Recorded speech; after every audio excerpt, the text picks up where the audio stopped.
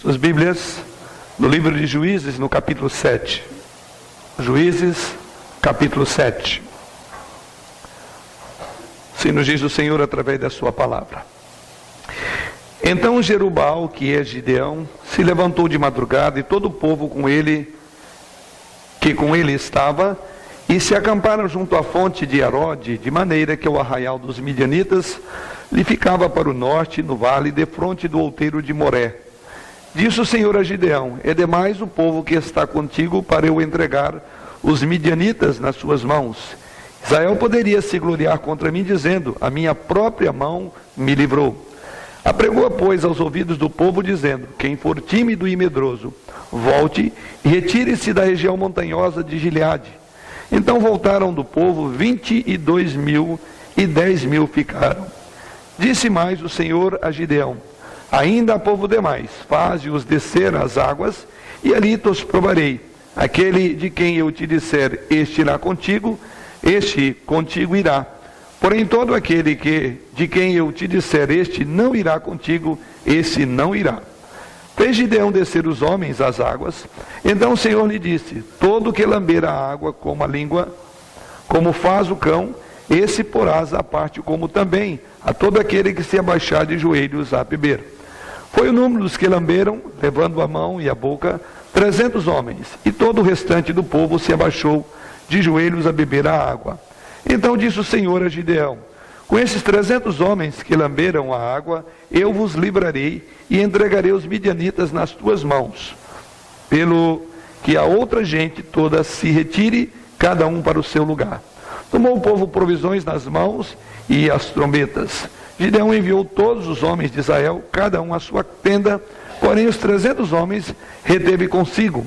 Estava o arraial dos midianitas abaixo dele no vale. Sucedeu que naquela mesma noite o Senhor lhe disse: levanta-te e desce contra o arraial, porque o entregarei nas tuas mãos. Se ainda temes atacar, desce tu com teu moço pura ao arraial, e ouvirás o que dizem. Depois, fortalecidas as tuas mãos, descerás contra o arraial. Então desceu ele com o seu moço pura até a vanguarda do arraial. Os midianitas, os amalequitas e todos os povos do Oriente cobriam o vale como gafanhotos em multidão, e eram seus camelos em multidão inumerável, como a areia que há na praia do mar. Chegando, pois, Gideão, eis que certo homem estava contando um sonho ao seu companheiro e disse: tive um sonho.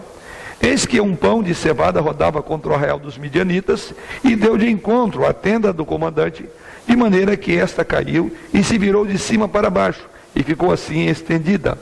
Respondeu-lhe o companheiro e disse: não é isto outra coisa senão a espada de Gideão, filho de Joás, homem israelita. Nas mãos dele entregou Deus os midianitas e todo este arraial. Tendo ouvido Gideão contar este sonho, o seu significado, adorou e tornou ao arraial de Israel e disse: levantai-vos, porque o Senhor entregou o arraial dos midianitas nas vossas mãos. Então repartiu os 300 homens em 3 companhias, e deu-lhes a cada um nas suas mãos trombetas e cântaros vazios com tochas neles. E disse-lhes: olhai para mim e fazei como eu fizer. Chegando eu às imediações do arraial, como fizer eu, assim fareis. Quando eu tocar a trombeta, e todos os que comigo estiverem, então vós também tocareis a vossa ao redor e todo o arraial, e direis: pelo Senhor e por Gideão. Chegou, pois, Gideão e os 100 homens que com ele iam às imediações do arraial, ao princípio da vigília média, havendo-se pouco tempo antes trocado as guardas, e tocaram as trombetas e quebraram os cântaros que traziam nas mãos. Assim tocaram as 3 companhias as trombetas e despedaçaram os cântaros, e seguravam na mão esquerda as tochas e na mão direita as trombetas que tocavam, e exclamaram: espada pelo Senhor e por Gideão. E permaneceu cada um no seu lugar ao redor do arraial, que todo deitou a correr e a gritar e a fugir.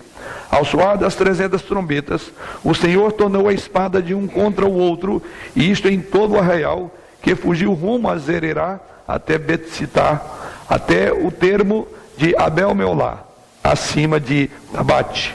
Então os homens de Israel de Naphtali, de Asser e todo o Manassés foram convocados e perseguiram os medianitas. Gideão enviou mensageiros a todas as montanhas de Efraim, dizendo: descei de encontro aos medianitas e impedi-lhes a passagem pelas águas do Jordão até Bet-bará. Convocados, pois, todos os homens de Efraim, cortaram-lhes a passagem pelo Jordão até Bet-bará e prenderam a 2 príncipes dos midianitas, Oreb e Zeeb. Mataram Oreb na penha de Oreb e Zeeb mataram no lagar de Zeeb. Perseguiram os midianitas e trouxeram as cabeças de Oreb e Zeeb a Gideão da além do Jordão. Que o Senhor nos conduza por meio dessa passagem ao ensino desta noite.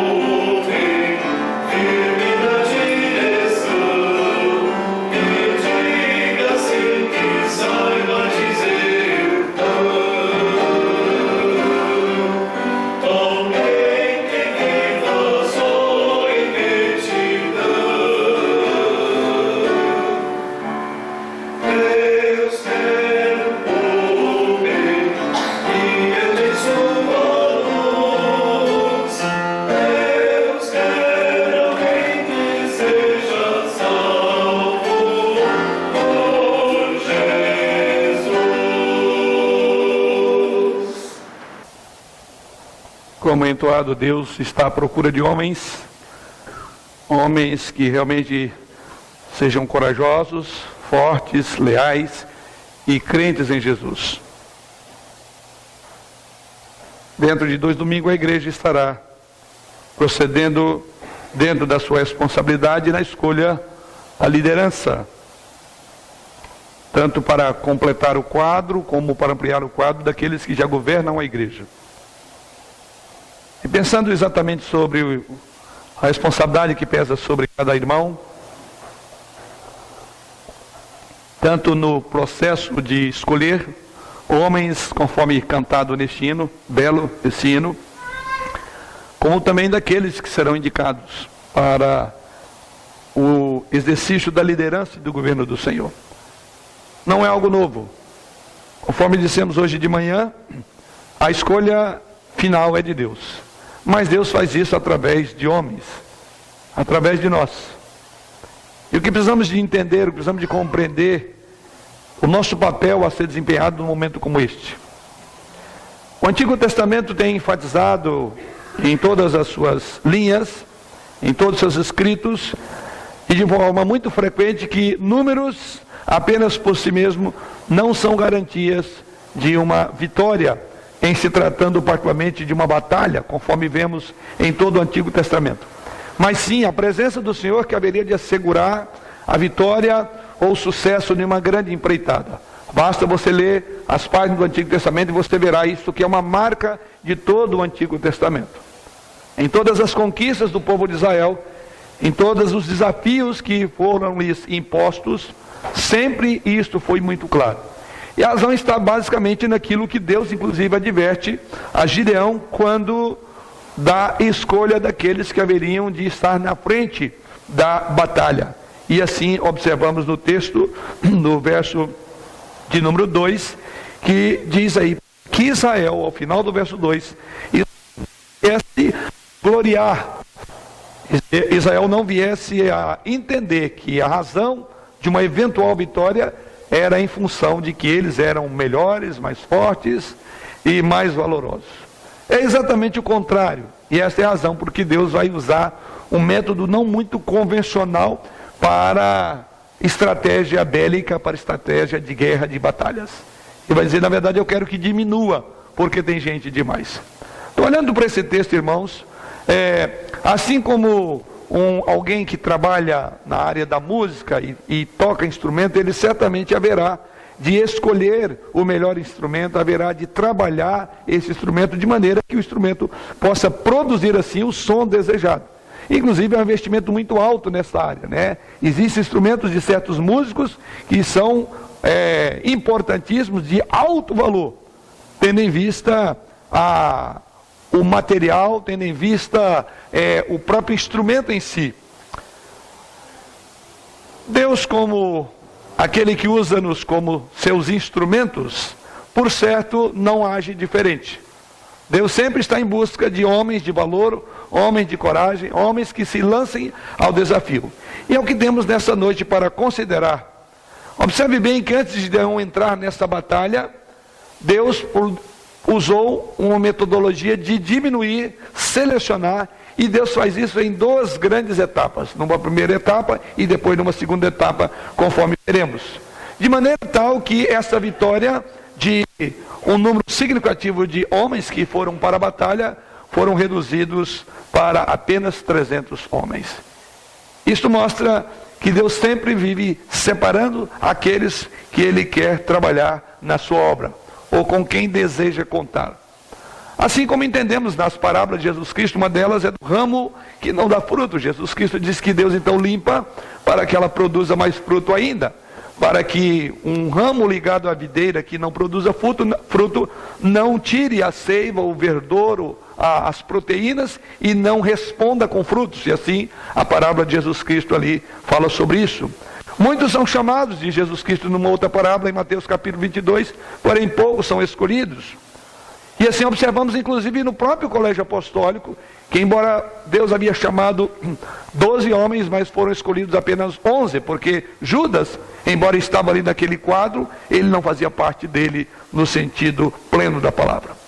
Jesus também diz que o reino dos céus é semelhante a uma rede que apanha peixe de todas as espécies, e depois são escolhidos alguns. Moisés foi um homem que foi testado por Deus com uma vara. Depois dele, o seu sucessor foi Josué e Caleb, que foram encaminhados para espiar a terra que manava leite e mel. Daqueles 10, apenas aqueles 2 passaram na prova de Deus.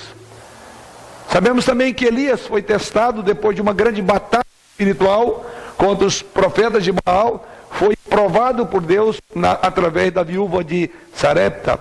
Abraão também, homem de Deus separado, foi testado e provado e aprovado quando Deus pediu para que ele entregasse Isaque. Na verdade é que Deus sempre está trabalhando homens para trabalhar para Ele. Mas que tipo de homens Deus precisa? Que tipo de homens que Deus quer na sua obra, conforme ouvimos o cântico entoado pelos irmãos, entoado a Deus. Observemos então as características dos homens a quem Deus quer na sua obra. Que tipo de homem Deus quer que trabalhe no seu reino? homens com os quais Deus quer contar. Aqui temos, através desse processo usado por Deus através de Gideão, temos aqui algumas características que sobressaem aos nossos olhos quando lemos o texto, e é sobre isso que eu quero considerar, sobre esses homens com os quais Deus quer contar na igreja e em toda a sua obra. Vamos mais uma vez buscar a direção do Senhor. Pai, nós louvamos a Ti por esta hora de culto, de adoração, e este momento muito especial quando Tu falarás ao nosso coração através da Tua palavra. Por isso, ó Deus, dispõe ao nosso coração, os nossos ouvidos, para ser inclinados para a Tua doce voz, para que assim saiamos edificados, desafiados e encorajados pelo poder da pregação da Tua palavra. Assim, Jesus, oramos. Amém. Vejamos então, e voltemos nossos olhos e observemos aqui alguns passos que Gideão teve que tomar no cumprimento da sua comissão divina, que não era outra senão separar homens para lutar contra os midianitas, conforme veremos.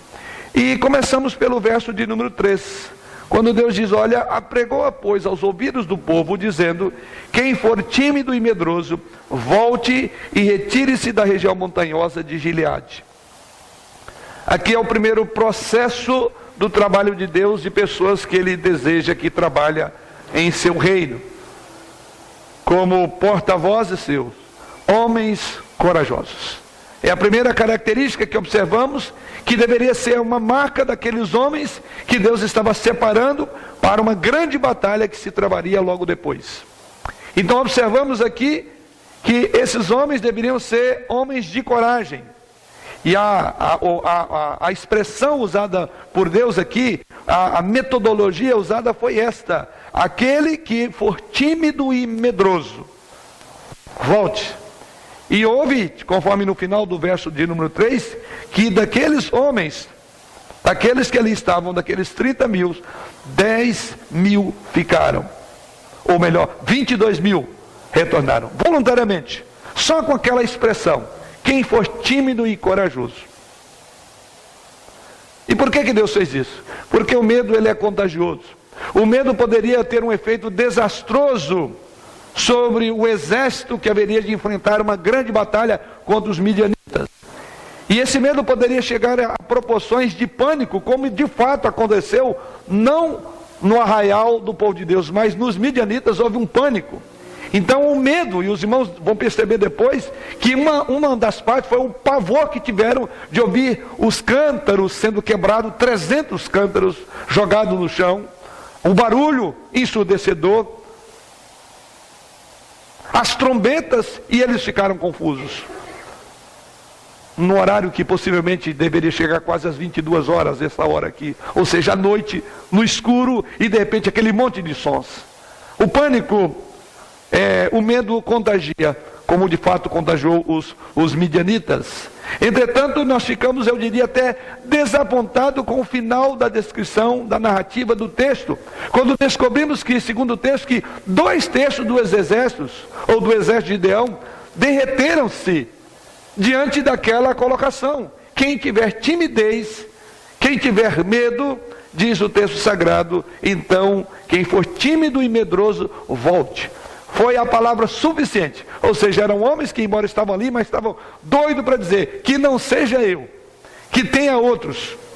E aqui vemos que esses homens, então, o medo foi paralisador. O medo cegou, revelou, em última instância, a falta de fé, a incredulidade. Conforme veremos um pouco mais à frente, nesse processo de Deus separar homens para o seu trabalho. Os israelitas, no outro contexto, quando viram Golias, diz o texto lá em 1 Samuel capítulo 17, versículo 24. E o que os fez fugir? Um exército de israelitas, um homem só, mas porque ele era grande demais. Ou seja, diante de Golias, diz o texto lá de 1 Samuel capítulo 17, verso 24, que eles fugiram de diante dele e temiam grandemente. O tamanho de Golias pôs um exército para correr. Observe o que o medo é capaz de fazer. Ninguém jamais naquele exército pensou que aquele número grande de homens seria suficiente, ou não precisava de tudo aquilo. Talvez uns 4, 5 homens seriam o suficiente, mas o texto sagrado revela que eles fugiram. Quando lemos sobre a vida de Josué, que foi encaminhado com os 10 espias Os irmãos lembram desse relato?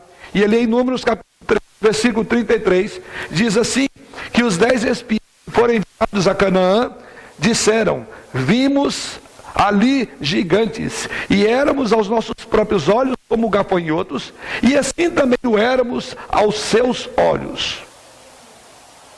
Ou seja, daqueles 12 homens, ou daqueles 10 homens, apenas 2 passaram no teste. Dentre eles está o próprio Josué e Caleb. Então observe que o medo tem sido lamentavelmente uma característica até dentro do meio do povo de Deus. Nem todos aqueles que se colocam diante do Senhor estão prontos para um trabalho, uma vez que deixam de atender esse pré-requisito que é a coragem. A coragem é necessária para todo e qualquer trabalho. E no reino de Deus não é diferente. Porque de certa forma a vida cristã é uma vida de batalha. Aliás, as descrições que a Bíblia coloca sobre os crentes é exatamente de uma batalha, de uma peleja. Não há nenhuma figura que você possa encontrar na Bíblia onde dá a ideia de que você está numa praia curtindo um bom momento, ar e sombra e água fresca.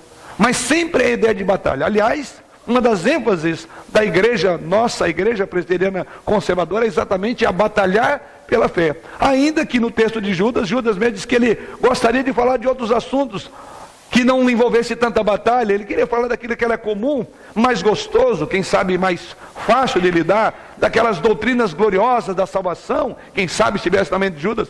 Mas ele foi impelido pelo Espírito Santo para falar de algo que a igreja precisava estar alerta, que é a batalhar pela fé. Então a própria ideia bíblica é de que a igreja sempre estará em confronto de poderes. Ela sempre estará lutando. E no contexto da igreja que foi chamada para uma batalha, os homens que se levantam para trabalhar têm que ser homens de coragem, porque enfrentarão grandes desafios, grandes batalhas, grandes guerras, a começar dentro de si mesmos. Então, ordenar que os soldados temerosos voltassem para casa, Gideão, na verdade, estava apenas obedecendo aquilo que a própria lei de Moisés já prescrevia. E é registrado lá em Deuteronômio capítulo 20, verso 8. Quando lemos assim, qual o homem medroso e de coração tímido, vá, torne-se para casa, para que o coração de seus irmãos se não derreta como o seu coração. Então observe que na lei de Deus, na ordem de Deus era essa, homens medrosos não deveriam fazer parte da batalha, por 2 razões, porque ele teria o coração, ele derreteria, e ele comprometeria, ele influenciaria o coração dos outros irmãos. Todos quantos não tivessem a devida coragem para lutar deveriam voltar, conforme Deus ordenou a Gideão. E 2/3, ou seja, 22 mil homens voltaram do exército de Gideão, que já era pouco para a grande batalha que enfrentariam. 22 mil homens derreteram-se ao receber a oportunidade de dizer, ou você quer continuar ou voltar para casa. 22 mil homens. Isso então revela que Deus não pode usar homens trêmulos, homens temerosos no seu trabalho. Diz Campbell Morgan, o problema hoje em dia é que os homens trêmulos e temerosos insistem em permanecer no exército. Uma redução de membros que peneira da igreja os amedrontados e vacilantes é um ganho imenso e glorioso. Eis a redução, esse peneirar de Deus é um ganho, na verdade. Porque imagina se esses homens tivessem ido para a batalha. Talvez todo aquele pavor que tiveram os midianitas teria ocorrido no arraial do povo de Deus. Aliás, nem lá estariam, porque a metodologia de Deus diante da batalha, inclusive, era mais crítica ainda. Era com cântaro, com tochas de fogo, que eles haveriam de lutar. Então Deus não pode usar homens trêmulos, homens temerosos. Por que Deus fez isso? Exatamente conforme lemos no final do verso 2. Porque Deus tinha um propósito que é a mão dele que haveria de livrar. Então está diante do Senhor, você precisa ser um homem de coragem. Porque Deus haverá de usá-lo de forma talvez não esperada, da forma não convencional. Então não é a sua sabedoria, não é o seu poder, não é a sua força que o capacita para o exercício de qualquer atividade no meio do povo de Deus. E Deus não quer homens orgulhosos diante da sua batalha, mas homens que se disponham a confiar na sua metodologia, ainda que seja atípica. pelo menos ser contagioso, os efeitos dele também são contagiosos. Uma pergunta que me intriga é por que muitas vezes muitos filhos de crentes são levados a pensar que ser crente é coisa para as mulheres.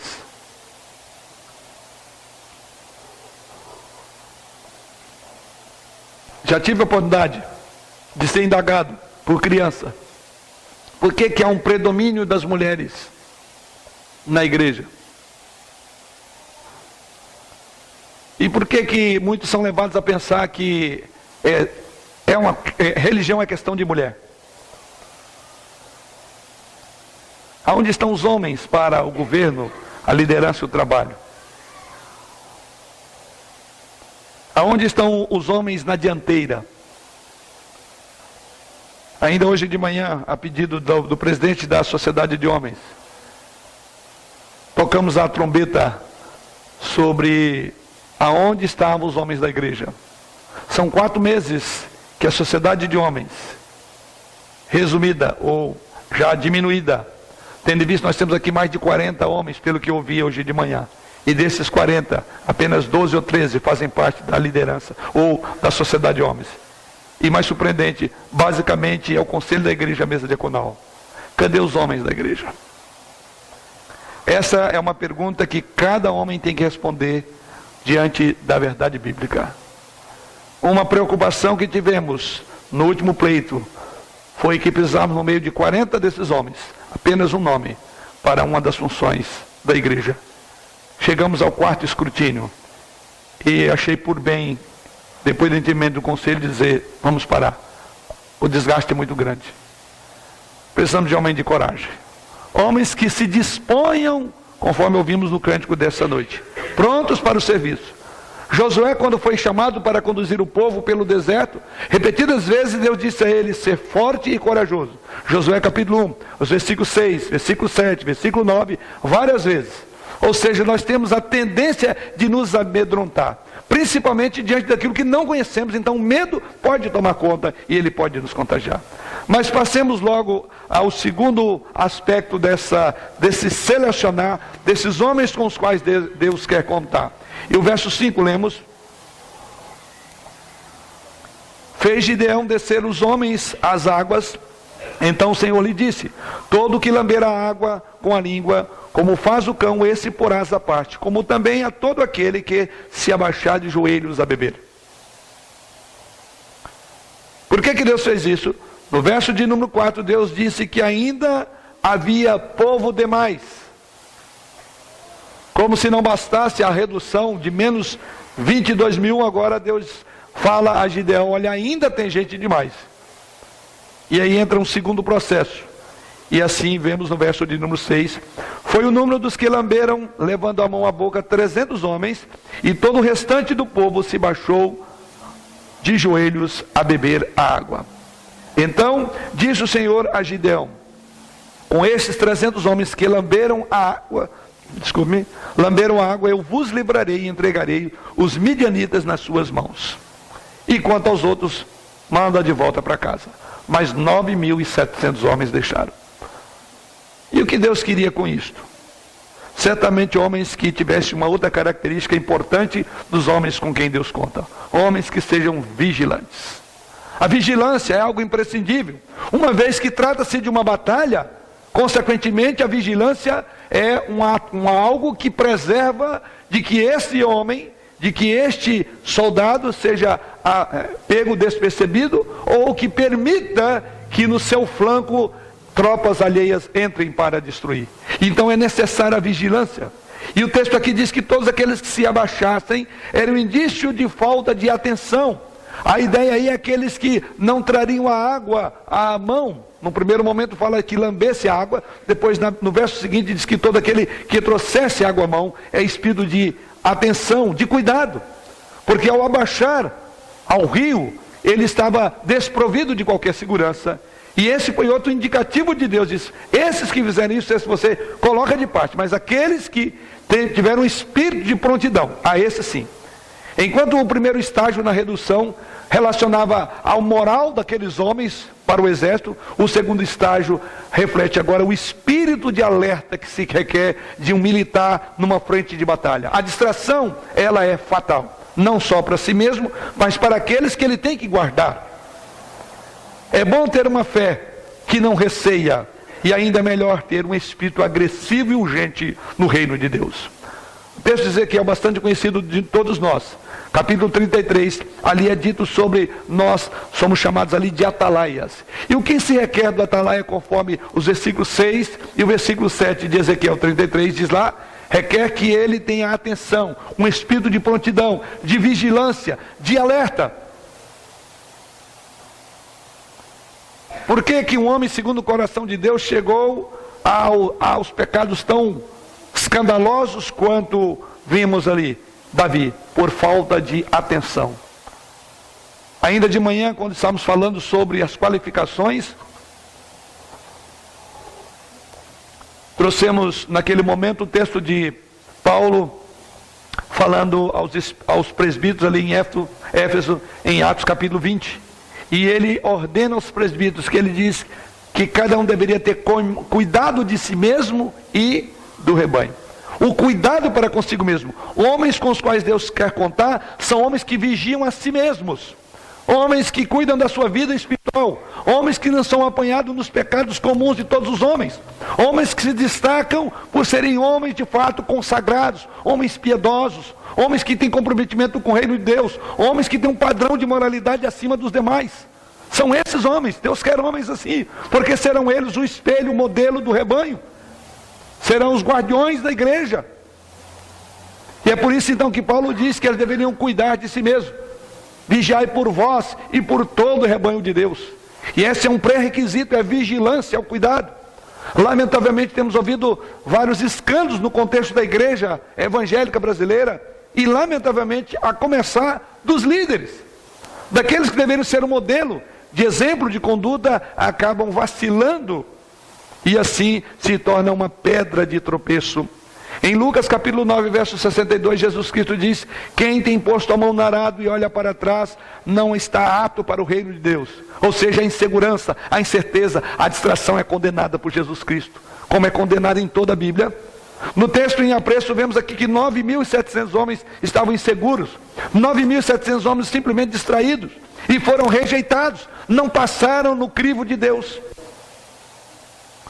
No texto de Marcos, capítulo 26, verso 41, Jesus Cristo ordenou aos seus discípulos, dizendo: vigiai e orai para que não entreis em tentação. Os homens que Deus conta com eles são homens que têm vigilância. Vigia a si mesmo, os seus olhos, os seus corações. Um homem de Deus tem que ser um homem vigilante. Ele não pode distrair. Da mesma forma como esses homens nessa tropa seriam um problema gravíssimo, e foram assim por isso tirados, porque não tinham espírito de vigilância e de alerta que a função exercia. Assim na igreja de Deus, os homens com os quais Deus conta têm que ser homens sempre atentos. Cuidar de vós mesmos, diz Paulo, e também do rebanho de Deus. É um vigilante do rebanho. Ele sai na defesa da doutrina, da pregação.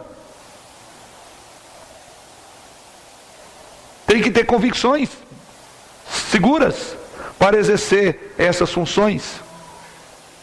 O que vemos é que foi essa falta de vigilância que levou Judas, que levou Pedro e todos os outros discípulos a abandonarem Jesus Cristo quando foi entregue para ser morto. Todos deixaram de vigiar e foram censurados pelo Senhor, conforme lembramos também de manhã. Porque muitos têm caído no laço do diabo e no pecado? Falta de vigilância. Porque muitos homens titubeiam entre um assunto e uma ideia e outra, por falta de firmeza teológica e doutrinária. Homens com os quais Deus quer contar no seu reino devem ser homens vigilantes, que cuidem de si mesmos, vigiem a si mesmos e possam vigiar o rebanho de Deus. Em terceiro lugar, outra característica que observamos aqui é que esses homens também deveriam ser obedientes. Veja o versículo 16 e 17 e o verso 20. Então repartiu os 300 homens em 3 companhias, e deu-lhes a cada um nas suas mãos trombetas e cântaros vazios com tochas neles, e disse-lhes: olhai para mim e fazei como eu fizer. chegando eu às imediações do arraial, como fizer eu, assim fareis. Verso 20, assim tocaram as 3 companhias as trombetas e despedaçaram os cântaros e seguravam na mão esquerda as tochas e na mão direita as trombetas que tocavam e exclamavam, espada pelo Senhor e por Gideão. Certamente a obediência foi fundamental. Todo aquele exército foi resumido. Diante de um exército que, segundo o texto bíblico, usa uma linguagem hiperbólica, uma figura aqui, ilustrando que eles eram como gafanhotos, que os seus camelos como areia do mar. É a ideia de muita gente. Então a proporção era assustadora. Mas diante de tudo isso, já não bastasse todos esses 2 primeiros processos, a redução para 300 homens, ainda eles não vão usar espadas. Quero crer que soou bastante estranho na mente deles, mas peraí. Mas o que eles fizeram? Obedeceram. Obedeceram um comando absurdo, era uma missão literalmente kamikaze. A obediência é algo tão necessário, tão importante para trabalhar no reino do Senhor. Qual foi o pecado de nossos pais Adão e Eva? A desobediência. Qual foi o pecado de Jonas? A desobediência. Qual tem sido o pecado da igreja hoje? A desobediência. Então não há como um trabalho prosseguir, não há como uma igreja crescer, não há como um trabalho desenvolver, se não estivermos prontos a obedecer.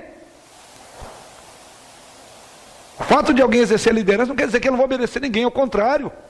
Quem não estiver pronto para acatar ordens que teremos, não está pronto para servir. Talvez aquele tipo de ordem você não gostaria de ter. Subordinar sua agenda a algo maior na igreja.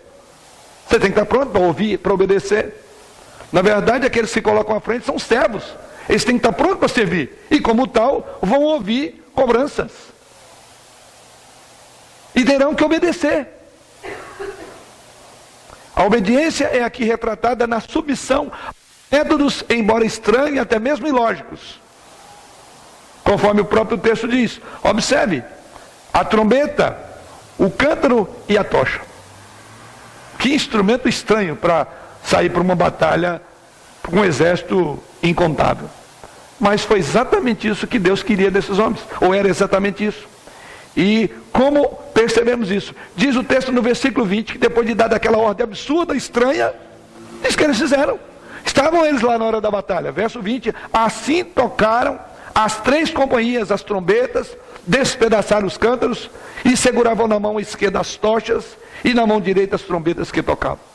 A obediência, e foi algo sincronizado, para que todo aquele movimento daqueles cântaros sendo jogados e quebrados, certamente muito barulho, para o toque da trombeta e chamas, ou na mão, a tocha, tudo aquilo, houve uma sincronia. Alguns comentaristas vão explicar o grande milagre aqui. O que de fato pode ter acontecido? Que a junção de todos esses elementos, você imagina, por exemplo, lá na calada da noite, cerca de 10 horas, um local escuro, simplesmente de uma hora para outra começa a ouvir um estrondo de coisas caindo no chão, os cântaros, depois trombetas tocando ao mesmo tempo e tochas de fogo. A sensação, segundo alguns, foi de que eles estavam sendo atacados e por não enxergar, os midianitas então já saíram com as espadas e começaram a matar uns aos outros. Porque foi isso que aconteceu mesmo, eles mataram uns aos outros. Não há dúvida que o princípio do texto está: Israel poderia se gloriar contra mim, dizendo, a minha própria mão me livrou. Na verdade foi Deus que fez isso. Mas foi fundamental a metodologia que Deus adotou. A metodologia é esta. A Josué Deus disse, não te mandei eu? É impossível querermos servir ao Senhor se nós impomos condições ou questionamos os seus métodos. Então a obediência é fundamental para aqueles que Deus trabalha, ou homens com os quais Deus quer trabalhar. Quem pensaria você, se um soldado começasse a questionar o seu comandante sobre se ele deveria ir, se ele deveria fazer, se ele não deveria ir, quem sabe, num tanque de guerra, em vez de ir na artilharia? Certamente ele seria colocado do lado, porque não estaria apto. Não podemos ter homens vacilantes nessa hora. A coragem é aliada à obediência. E uma coisa está ligada à outra. Foi porque eles tinham a coragem necessária, é que foram capazes de ouvir uma ordem absurda, aparentemente, e permanecerem no lugar.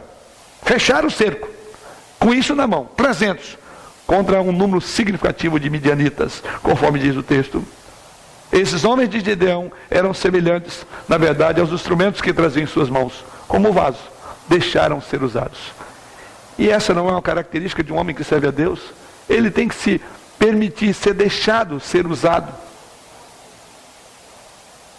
Todo servo na conquista do mundo para Jesus Cristo é um vaso, como Paulo descreve em 2 Coríntios capítulo 4, versículo 7. Fraco, no dizer de Paulo, é sem valor em si mesmo, mas que traz a luz de Jesus Cristo. E assim como aqueles homens fracos, impotentes de si próprios, porém foram no nome do Senhor. E aliás, essa é a palavra que é usada, em nome, como é dito aqui, do Senhor, espada pelo Senhor e por Gideão. A obediência foi importantíssimo para que de fato chegasse a lograr o bom resultado, como de fato aconteceu. O que esses homens tinham nas mãos foi exatamente aquilo que Deus usou. Como Deus usou a vara de Moisés, Deus usou a queixada de um animal nas mãos de Sansão, usou o cajado de Davi, a harpa, a funda, a trombeta, como os cântaros e as trombetas nas mãos desses homens. O que tem você em tuas mãos para que Deus venha utilizar? Qual instrumento que você tem disposto para que Deus use? Você precisa de obedecer. E Deus fará maravilhas com instrumentos tão frágeis, tão estranhos aos nossos olhos, como Deus fez aqui. Mas por fim, os versículos 15 a 20 revelam aquilo que entendo ser uma outra característica, que inclusive dá base para todas as outras.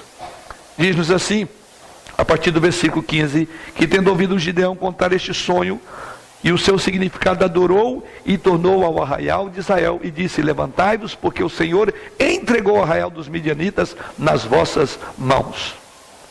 Eles tinham a confiança em Deus. Como no início dessa narrativa diz que eles não iriam naquele grande número, porque haveriam de depois de justificar dizendo que eles conquistaram, porque eles eram em número suficiente, tinham a capacidade. Deus tirou toda a capacidade na qual eles pudessem se gloriar, para que a glória voltasse para aquele que deveria receber glória, Deus. E aqui então vemos que eles eram caracterizados como homens de fé. Homens de fé, com um método incomum, um tanto estranho, somente a fé que conduziu esses homens. Eles creram na promessa de Deus. Eles confiaram e descansaram nela. O número dos inimigos era inquestionavelmente maior, conforme o relato no versículo 12, que diz que os midianitas, os amalequitas e todos os povos do Oriente cobriam o vale como gafanhotos em multidão, e eram seus camelos em multidão inumerável, como a areia que há na praia do mar. Somente a fé que os fez encarar um desafio maior do que suas forças humanas, maior do que a sua coragem humana, porque eles confiaram e dependeram de Deus. O autor da Carta aos Hebreus diz lá em Hebreus capítulo 11, que nós somos aquele que vivemos pela fé, porque o justo viverá pela fé. E em Hebreus capítulo 11, verso 6 diz que sem fé é impossível agradar a Deus. Não é diferente. Homens com os quais Deus conta para trabalho no seu reino, tem que ser homens de uma fé robusta, porque enfrentarão grandes desafios, e eles têm que ser um modelo de fé no rebanho, para encorajar a outros, como de fato aconteceu com Gideão. Observe que Gideão, a conduta dele foi fundamental, para que a tropa seguisse a ordem dele. Confiavam acima de tudo em Deus, e via um homem que estava à frente deles, no qual eles podiam se espelhar também. Gideão estava lá. Deus se serve de instrumentos estranhos para conseguir os seus propósitos. Aqui temos trombetas, cântaros e tochas. Mas no próprio texto, ou nesse mesmo livro de Juízes, você vai ver lá em Juízes capítulo 5, versículo 26, Deus usando uma estaca. Você verá em Juízes 9, versículo 53, uma pedra de moinho. no capítulo 14, versículo 8, um cadáver de um leão. Ou no capítulo 15, versículo 16, uma queixada de um jumento. Não que isso desse força e condição das vitórias, mas a fé. Como alguém já disse, o medo e a fé não podem conviver por muito tempo no mesmo coração. Ou o medo vence a fé e você desiste, ou a fé conquista o medo e você triunfa. É possível que enquanto nesse primeiro estágio os homens ainda estivessem confiantes de alguma forma de que, quem sabe, eles foram selecionados porque eram os melhores, os mais bem treinados, mas quando chega esse último momento, percebe-se que o que Deus queria é que de fato eles dependessem, confiassem, depositassem a sua fé em Deus. John Wesley disse o seguinte, referindo a esse texto, ele diz que se Gideão estivesse pensando na sua força, na sua capacidade, Gideão teria sido o primeiro homem a ser desqualificado nesse processo que Deus usa para separar aqueles homens para ele.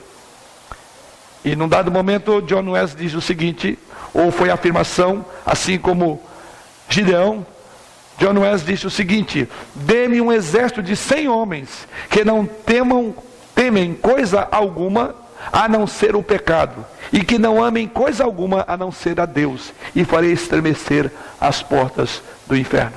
100 homens apenas. John Wesley, avivalista, afirmou assim. As vitórias alcançadas pela fé alcançam o propósito para o qual todo esse texto foca, para Deus. As vitórias alcançadas pela fé glorificam a Deus. Ninguém, pois, é capaz de explicar como ocorreu aquilo. Se você é capaz de explicar a razão do seu sucesso, é prova de que você, então, foi a sua capacidade que justificou. Mas quando você não consegue explicar, então você ajoelha e diz, foi o Senhor. E é exatamente isso que eles fizeram. Não havia como explicar 300 homens vencerem esta multidão inumerável do texto. Mas a fé respondia isso. E enfim, Deus foi glorificado nisto. Para concluir, irmãos,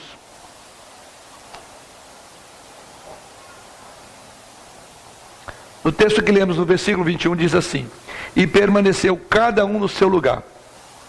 Essa atitude reflete a coragem, a vigilância, a obediência e a fé. É um momento em que cada um deve permanecer no seu devido posto, vigiando para que o inimigo não venha a desfazer aquilo que com tanto esforço tem sido feito até aqui. A lição da vitória é que com Deus você pode vencer os milhares de milhares, e sem Deus, milhares e centenas de milhares não é capaz de sobreviver. A lição da vitória revela o quanto que, como igreja, falo aqui aos liderados e aos líderes, como igreja é impossível servirmos a Deus se não tivermos esse tipo de caráter no comportamento da vida da igreja. Com frequência, somos como o rei Uzias, alguém disse, que diz o texto lá de 2 Crônicas, que ele foi maravilhosamente ajudado até que se tornou forte, mas, havendo-se fortificado, exaltou seu coração para a sua própria ruína, para a sua desgraça. As pessoas que vivem pela fé devem conhecer a sua fraqueza, as suas limitações, e consequentemente devem depender e confiar de Deus. Deus deseja mostrar, por meio disso, que Ele emprega instrumentos adequados para o seu serviço. E os instrumentos adequados nem sempre são aqueles que nós julgamos ser o melhor, mas sim aqueles que na dinâmica de Deus Ele utiliza para causar até estranheza à nossa metodologia convencional. É por isso que sempre temos nos surpreendido com a maneira como Deus tem governado, como Deus tem levantado homens para a sua glória e para a sua honra. Que pessoas medrosas, covardes, não estão aptas para o serviço, mas pessoas que, como esses homens, estão prontas a ter a coragem necessária, a vigilância própria que se requer, a obediência para acatar as ordens do Senhor e a fé que os fará adentrar em terrenos inimigos, estará dando capacidade de lutarem com as adversidades próprias que uma liderança luta numa igreja. E o Senhor assim capacite-nos como igreja, como líderes e liderados, para que tenhamos homens com os quais Deus continua contando. Que essas características se vejam nos homens da nossa igreja: a coragem, a vigilância, a obediência e a fé. Amém.